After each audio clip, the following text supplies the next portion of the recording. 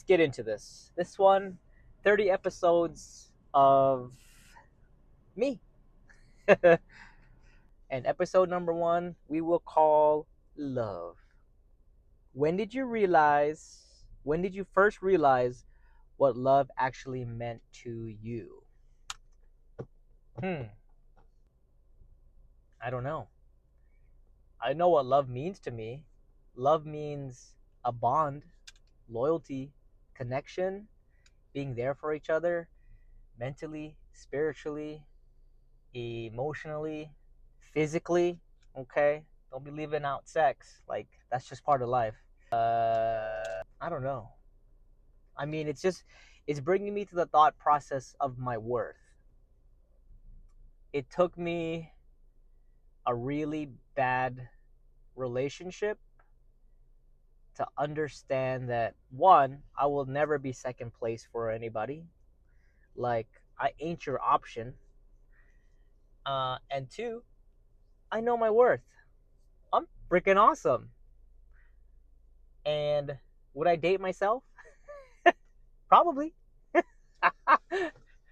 And I know that sounds cocky as hell, but just shows you how much I love myself. And I know the love for myself is where it starts, and everybody around me gets the butterfly effect of that. So, I don't know. Let's skip to number two. Do you believe love is something you find or something you build? Now, are we talking about self love? Because self love, you will never find it outside from the world. You have to find that inside. Like your worth, your value, your love, the way you talk to yourself, that's all inside. You can't be waiting for the person to step into your life and be like, oh, yeah. Oh, Rambo, you're the best. Oh, Rambo, you got this. Oh, Rambo, you're the man of the house. Oh, Rambo, this and that and yada, yada, yada. You bring so much value and love to my life. Oh, you're so funny. Yeah, that shit, maybe it exists for some people, but it didn't come across in my life. So, what I am realizing now, it depends on what you want to define love as. But love for yourself, you have to find within. And if you're looking for love outside for a relationship, you're going to have to be able to meet in the middle.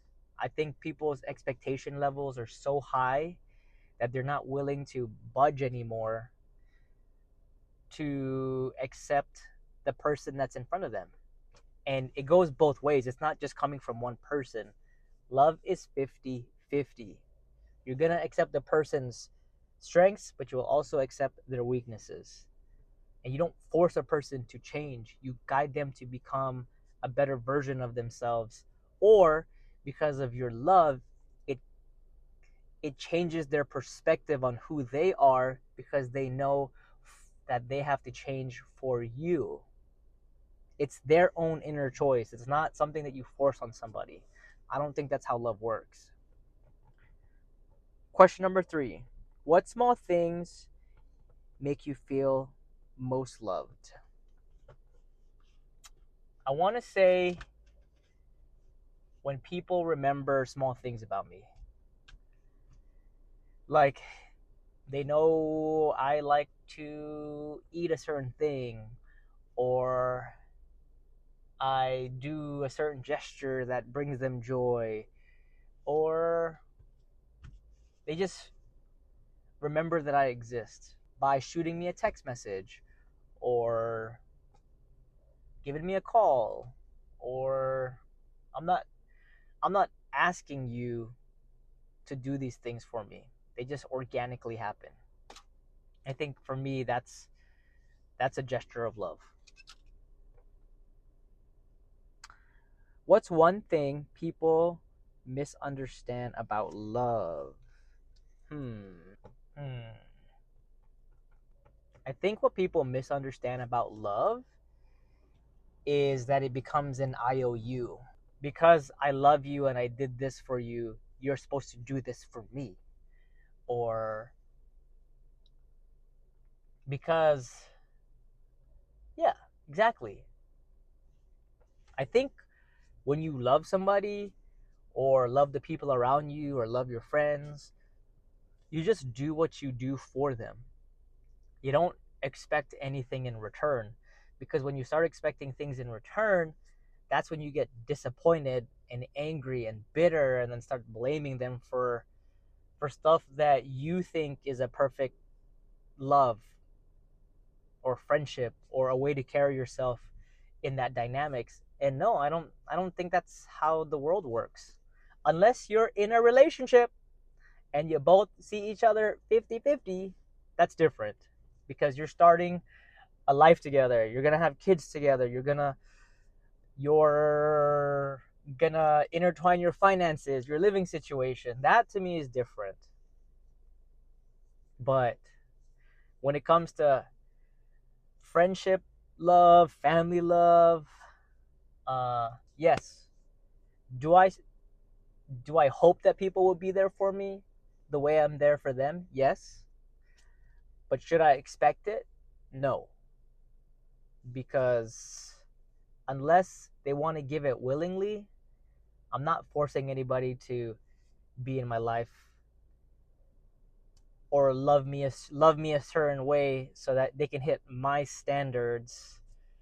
That could be unrealistic. And question number 5. If you gave one piece of advice about love, what would it be?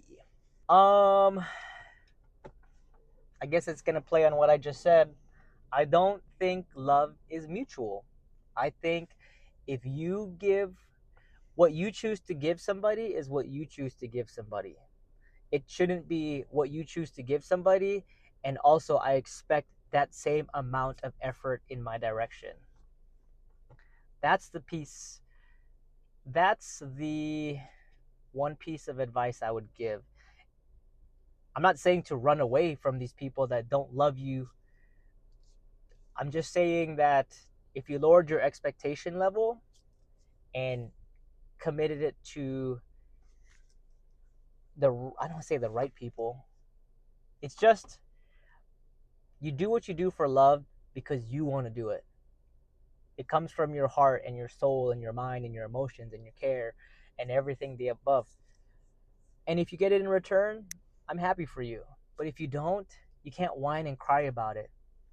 You're not that person. You're two separate entities. You are two separate beings. So if you want to be loved a certain way, then communicate it. Talk about it. Speak up about it.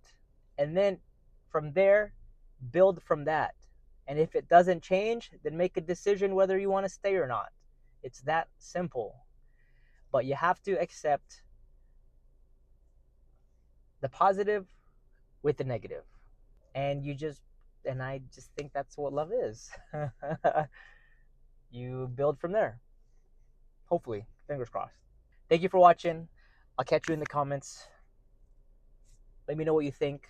What are your thoughts about love? Whether it's love for your partner, love for your family or your friends. How would you define it? And what do you expect from people to do in return? That's a good question.